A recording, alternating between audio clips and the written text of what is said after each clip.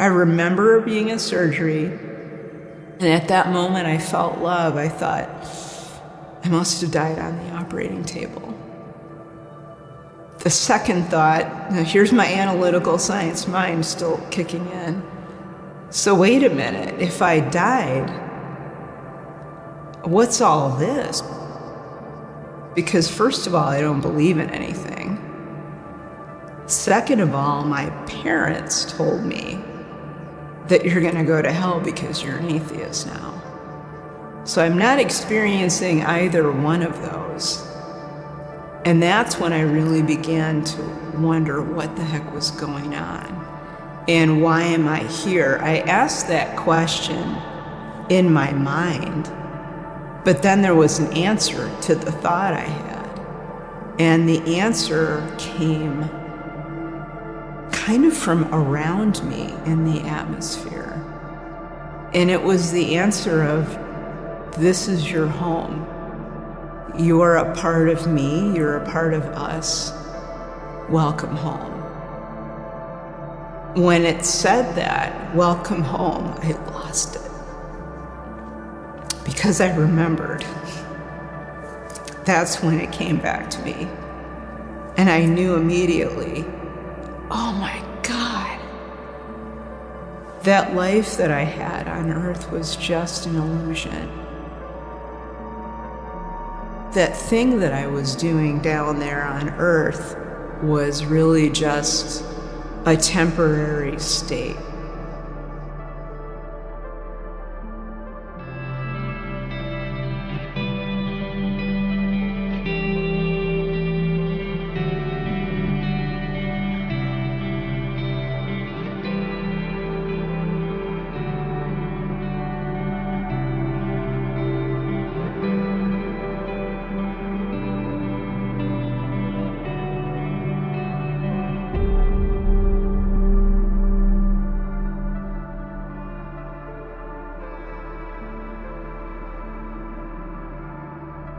I'm Nancy Ryans. I grew up on a small family farm out in the middle of cornfields, very northwest part of Chicago. I was a very weird kid. I was very spiritual. I looked around and saw that divine presence everywhere. I would tell my family, oh my gosh, God's in the trees. Spirit is all around us. They kind of looked at me funny because we were Catholics. And my family was pretty Catholic. They weren't just cafeteria Catholics, or they weren't just weekend Catholics. When I was about 15, we started having a lot of those news reports about priests who were abusing kids that were really becoming prevalent, especially in the Chicago area. And that's when I actually began to question my previous viewpoint about, is there a God? You know, was I just imagining all of that? And so by the time I would say I was 16 or 17, I had pretty much decided that God didn't exist, because if he did exist, how could this happen? And that cemented my movement away from religion or spirituality. I went into college and got a series of degrees in geology. So I became a really rational scientist, very material focused. By the time I was in my mid-20s, I was a pretty firm atheist. After college, I worked for the Department of Energy for a while, doing very scientific things out in the western United States. And it was mostly became scientific writing, because I was actually quite good at writing, and a lot of scientists weren't. So I would do editing for them for the journal articles they were writing or books they were writing. And that pretty much kept me through, the rest of my career up until my mid-40s.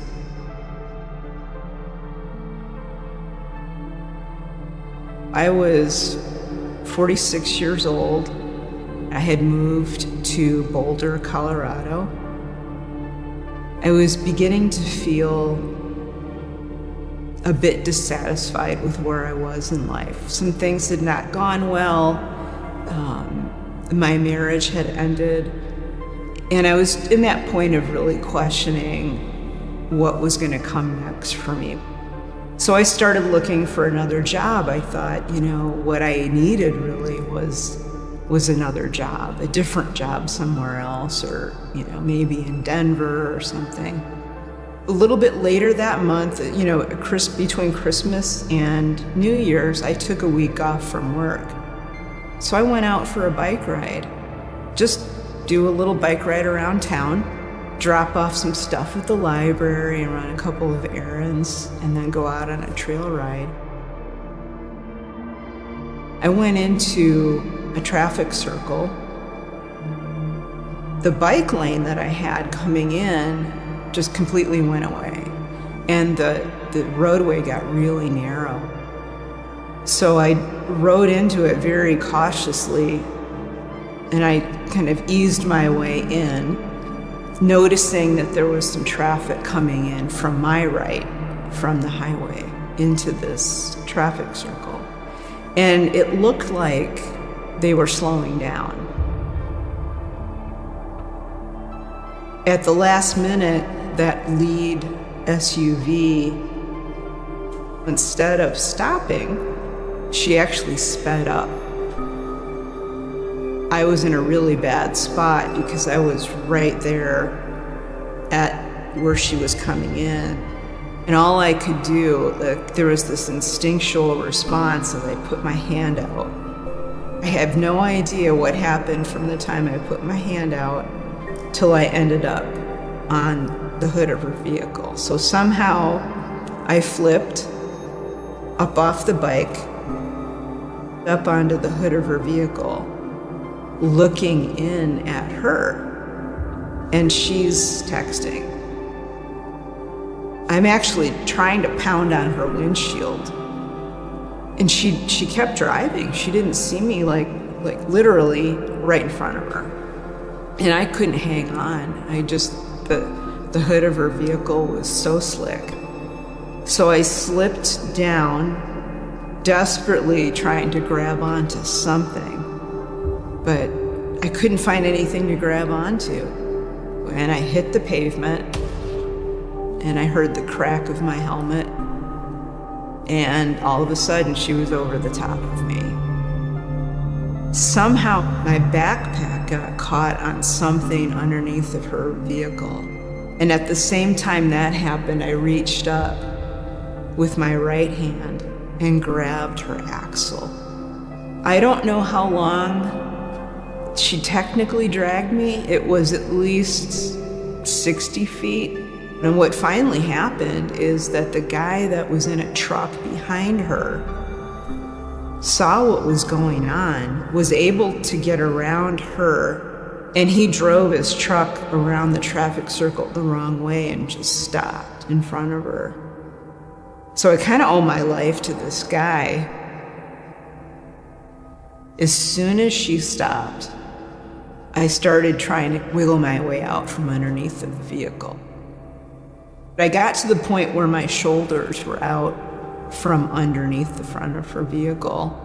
And at that point, a woman came up and she just said, "I'm a nurse, just stay where you are." And I thought, what's the big deal? I'm just gonna get up and walk away. And she said, "No, you were just you're in a serious accident. I just need you to stay on the ground." So when the paramedics came, they, of course, were starting to try to figure out what was going on with me medically.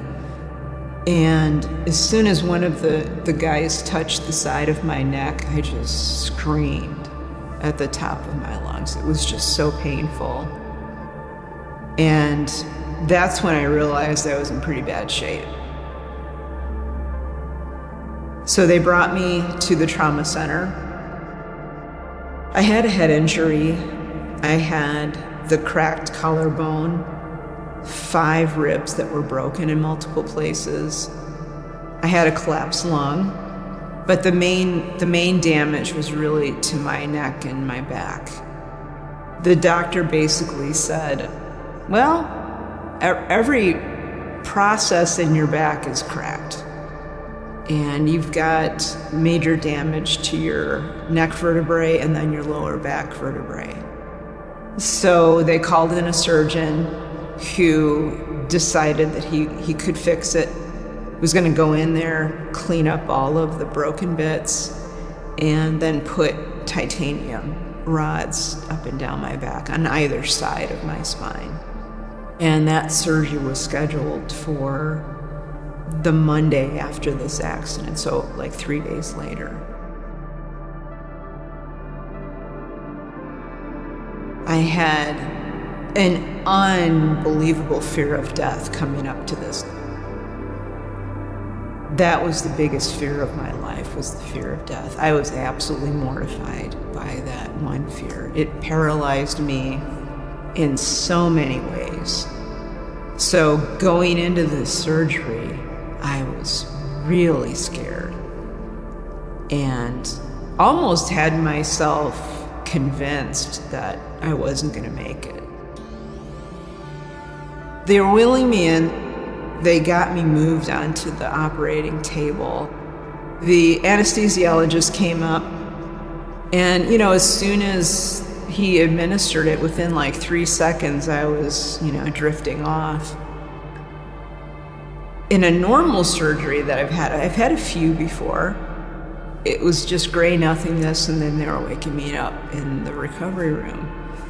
This time I drifted off, and I was even more awake than I was before the anesthesia. And it was that moment that I realized something really weird is going on here. I woke up, and what I'm looking around at is this beautiful hillside. It's sort of like in a meadow, so there's low grass and flowers all around me. But I'm on the hillside looking out over a series of rolling mountain ranges. And I thought, well, this is kind of a cool hallucination. I could do this while I'm in surgery. The first thing I noticed was this wave of peace. It felt like, standing in front of a fireplace when the fire is on and that heat kind of coming through you. It felt like I was being hugged. But there was this big moment of feeling acceptance and really just unconditional love coming into me. And it was powerful. And that's when I knew something was not right. And I thought, oh my God, I died. I thought I died. I remember being in surgery, and at that moment I felt love. I thought, I must have died on the operating table. The second thought, now here's my analytical science mind still kicking in. So wait a minute, if I died, what's all this? Because first of all, I don't believe in anything. Second of all, my parents told me that you're gonna go to hell because you're an atheist now. So I'm not experiencing either one of those. And that's when I really began to wonder what the heck was going on and why am I here? I asked that question in my mind, but then there was an answer to the thought I had. And the answer came kind of from around me in the atmosphere. And it was the answer of, this is your home. You're a part of me, you're a part of us. Welcome home. When it said that, welcome home, I lost it. Because I remembered. That's when it came back to me. And I knew immediately, oh my God, that life that I had on earth was just an illusion.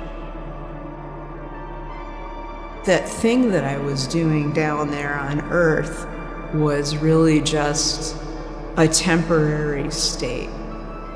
And this is real. It was like so obvious. I all of a sudden saw someone kind of materialize out of fog. And she was very ephemeral, so vaguely a human. And she had what appeared to be long hair, but I was never able to see her face because it wasn't about her. It was about me learning what I needed to learn. And that's what she said. It's time for you to learn what you need to learn in order to go back and make your life one that would be worth living. And those were pretty much her exact words. I'm like, whoa, I'm not going back there. What are you kidding me? I am not going back to that place. She said, well, you've already agreed to go back. And I said, I was kind of going back to my younger self when I was kind of a pain to be around with my parents, because I was always challenging them. So I was challenging her, like, I don't want to go back there, and I don't remember agreeing to go back. She said, well, you did that before you were born into your life, and so let me show you. And it was this weird movie moment where, like, in the air in front of me sort of materialized almost like this movie screen. And she showed me planning my life before I was born. So in a way, the experience was sort of planned out, and I got to see that. And there was a point at which I looked behind me, and all that was behind me was fog. It was this foggy gray. Whereas in front of me, it was this really vibrant, maybe it was a forest or a canyon I was walking in, or a mountain or something. But behind me, it was just gone. And I asked her about that. I was like, what's up with this? And she said, the place that you are in now is not the ultimate reality of where you're going to go. It's sort of she called it a holding place. And she said, in this place, it is your place of learning.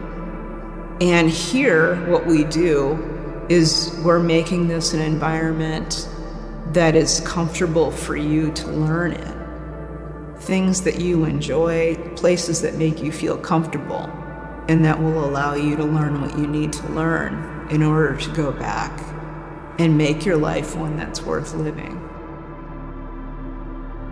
She would teach me things about not only this spiritual place I was in, but that everything was based on an energetic structure, not a physical one.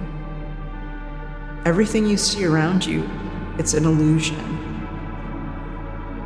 The more I thought about it, the more I knew it to be true.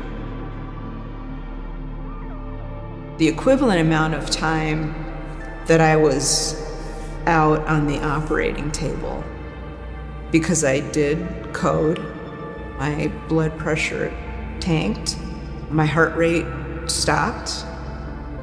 The flatline part lasted at most about 2 minutes. If we were to do here what I did as far as places that I traveled and things I learned, it would take about 2 or 3 months here to do that. But it also seemed like forever there. It was a completely different experience of, quote, time. What I realized from that is that it's not that time passes differently, it's that they are at the spiritual level outside of our perception of time.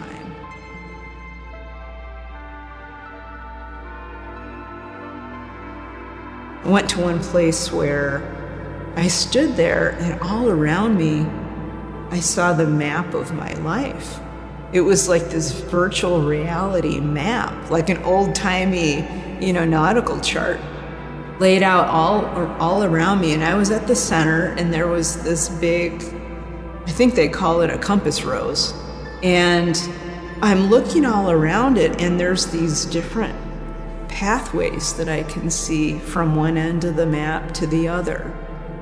And I knew those were all of the different paths I had taken, or I should say could have taken up until this point. And then there were a lot of pathways kind of branching out from where I was, but all going back to the same place. And the point of that particular teaching was, first of all, we can take one of many paths in life, and they pretty much bring us to the same place. So it's not like there's a particular right path that you need to be on. The other part of that was I noticed that compass rose was centered figuratively in my heart area. And the point of that teaching that she finally went into that is, you don't just use your brain, your human brain, to make decisions. You also have to dig deeper into what we would call intuition, or that inner knowing. And she said, balance those two out so that you're making decisions from a really holistic place rather than simply an analytical decision. Up until that point in my life, I had completely ignored that. I didn't pay that any attention at all.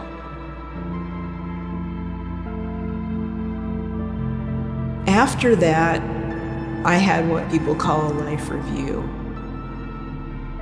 Now, at the time, you have to understand, I didn't know any of these terms. I didn't know about NDEs. I didn't know about life reviews. I had no idea all of this stuff.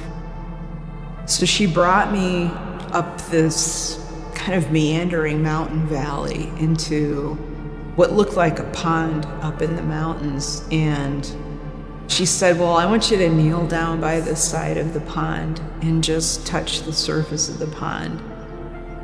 So I just did it, and I just sat back on my heels and just watched the surface. The ripples going out, I could see on top of the ripples, there were small little pockets all across the surface of the pond that to me looked like little videos, vignettes of specific moments in my physical life. But when I would focus on one, I was back in it.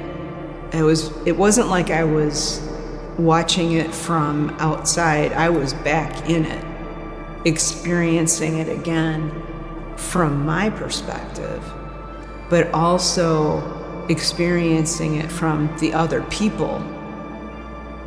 And I could feel everything they felt as if it was mine.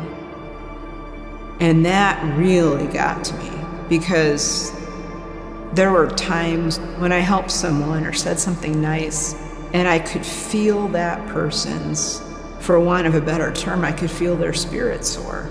I could feel how buoyant they felt because someone said something kind. And then I could see the downstream effects of those actions too. So if I said something positive and uplifting to someone, I in turn saw how that allowed them to be more positive with other people. So this teaching was, you have an impact on the people around you, not just physically, but there's also an energetic or spiritual component to every interaction that you have, whether it's a verbal interaction, whether there's something non-spoken, it doesn't matter. Everything that you do has an impact, and therefore be more conscious of how you impact others. On the flip side, so it was balanced out for me to learn from with things that weren't so great that I did. There was a time when I was a teenager and my younger sister and I got into a fight. We fought like cats and dogs when I was a kid. We just did not see eye to eye.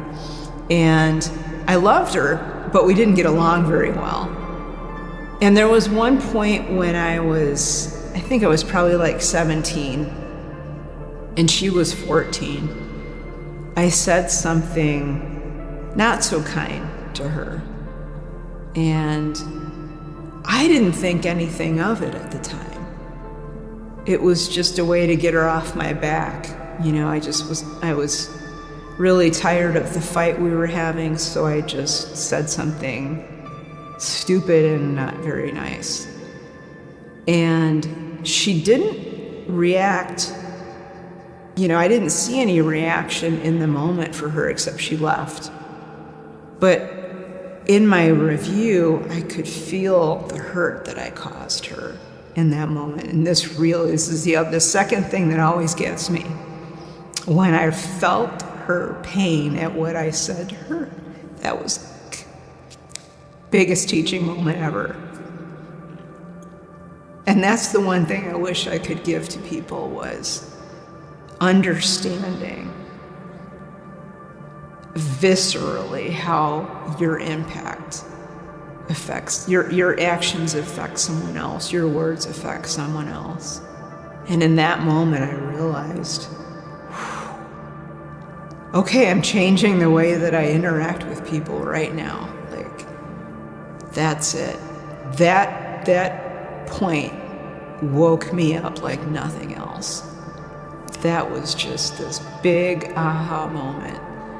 And ever since I've come back here, I remember that almost every day, and it helps me formulate how I interact with people every day. I'm very concerned and careful about how I interact with people.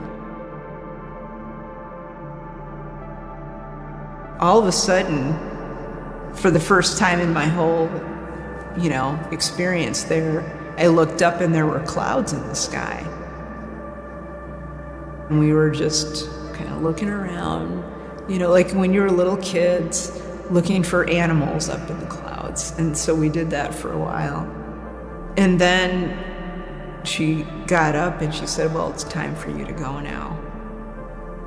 I was not happy to hear that. I thought I had passed some kind of test, and was going to stay there. I was really planning on doing this end run around my teacher.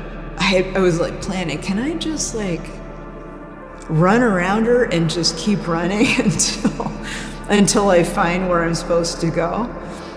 That was one of the things that I wanted to do. And I also thought, well, if I pitch a fit enough, they'll just let me stay. I started getting a little bit weepy with her. So at that point, she laid hands on my shoulder that was broken, my ribs, and right up here, because the top of my sternum was the part that was cracked. And then she sort of sent me back.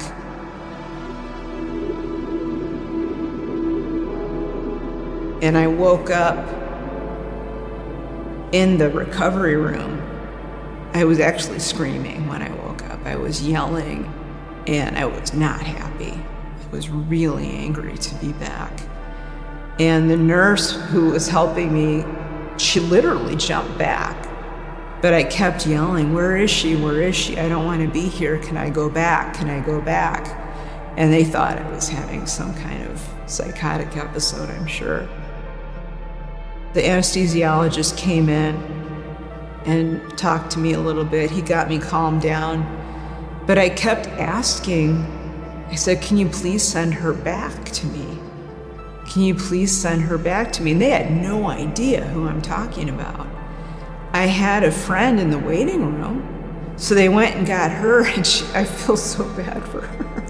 So they brought her in, and I said, that's not who I'm talking about. I don't want to see her. I want to see the woman I was with during surgery. And they're like, what in the world is going on? So finally I realized, well, okay. Then my rational mind kicked in, and I remembered everything that happened, but I thought, okay, you need to shut up because they don't get it. They don't understand what you went through. So I just stopped talking. I was in a Lutheran hospital, and the next morning, one of the chaplains stopped in front of the hospital. She poked her head in like, you awake? And I could tell who it was. And I said, oh, thank God you're here, out loud. And she came in and we talked about what happened. She was amazing. She was really amazing. If she hadn't reacted in the positive way that she had, I may never have told anybody ever again. But she was very accepting, very positive, and explained, that I had died. And she said, well, you had a near-death experience. I'm like, what is that? She said, well, it's a thing. People die and we bring them back, and then they have these experiences. That was the first time I ever heard of NDE. She helped me to understand it was normal. I'm not crazy. It was a real experience. And now she said, now you need to start thinking about what this means for you. Because I knew, and she was trying to get me to understand, but I knew that this could potentially blow my life open in a way that I would never have thought of before. It was a complete shift of what I thought was real, what I thought was true, of everything I believed. And I knew at that point it was like I had a choice. I could go back to the way things were. I could completely deny everything that had just happened. I could completely deny the experience itself, what I learned, and just try to go back to the way things were before. And that seemed, somehow safe because it was predictable. Like I knew that path. I was on it. I didn't like it, but I was on it.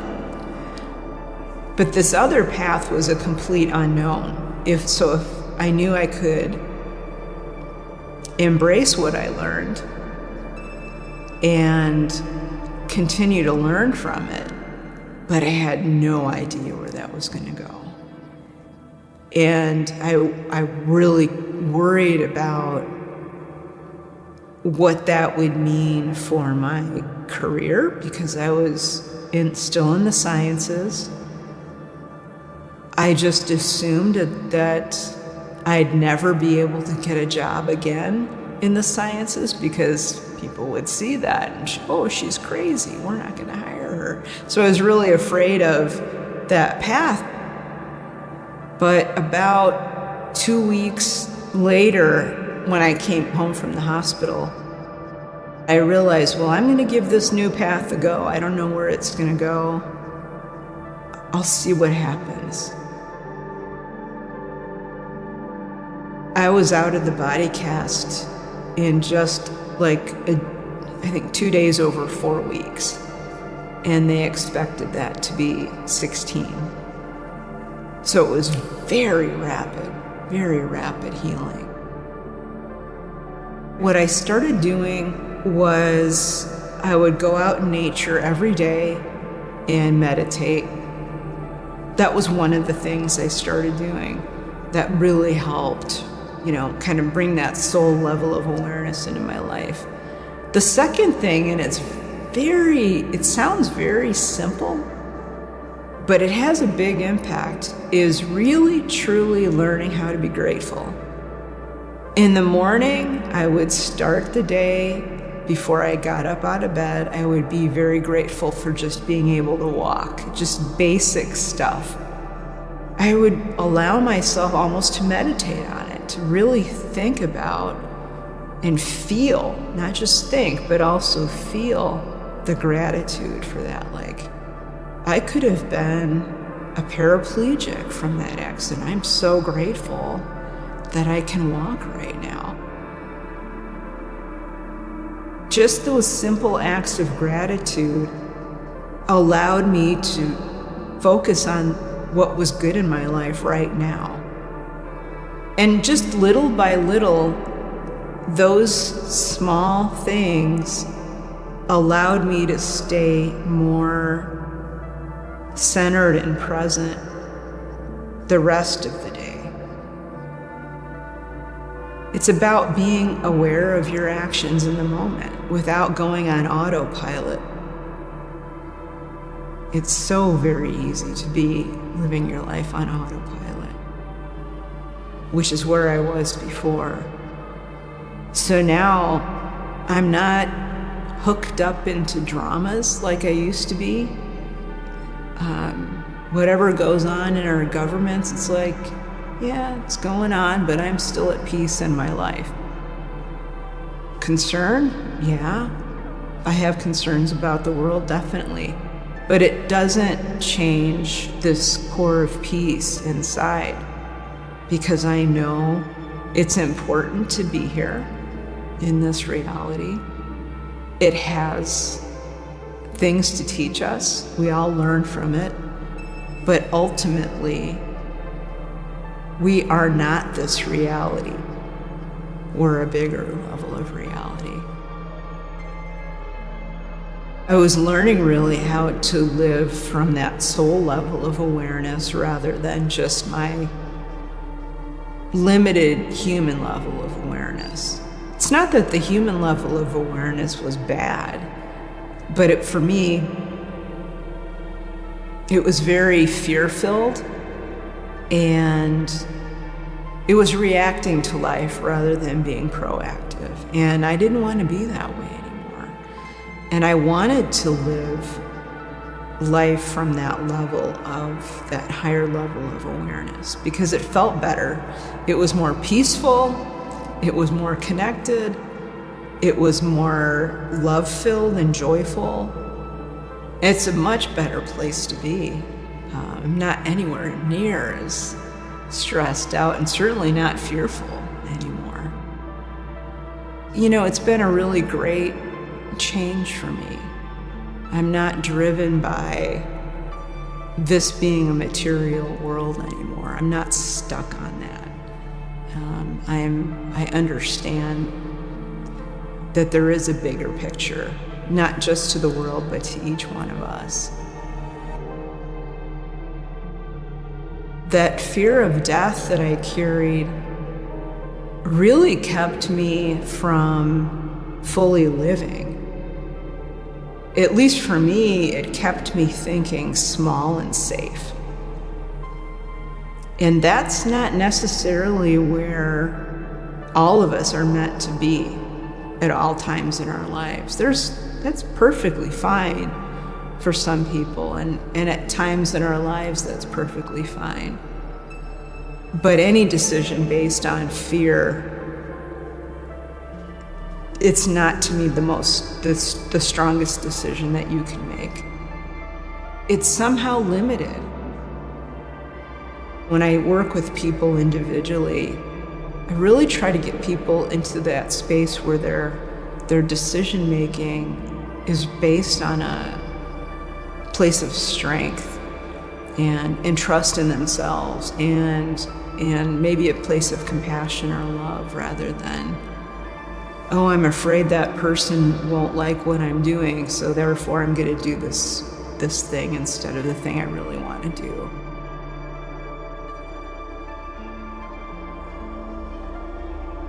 For the vast majority of souls that come here to have a life experience, and it's funny because my teacher calls this a near-life experience, and so I just like to tell that to people. They consider this nearly life, but not real life. So all of us who are here to have this near-life experience, we come here for a variety of reasons. And some people come here to learn a very specific thing. A lot of us come here to experience things that we can't experience anywhere else, or that would be very difficult. Having a child, for example, you don't necessarily give birth while you're in heaven. So a lot of people like to come here and experience having a family or raising a family. This physical reality, it's like a crucible, meaning it's a very focused place where you can learn a lot of different things in a very short amount of time. And so the real challenge is narrowing down what it is that you want to learn while you're here. All those different reasons or purposes that people can have, there's one core. And that one core is to learn how to be here in this environment and still live from a place of love and compassion. Not just for your immediate family, but for everybody else. And that's the core purpose that we all share.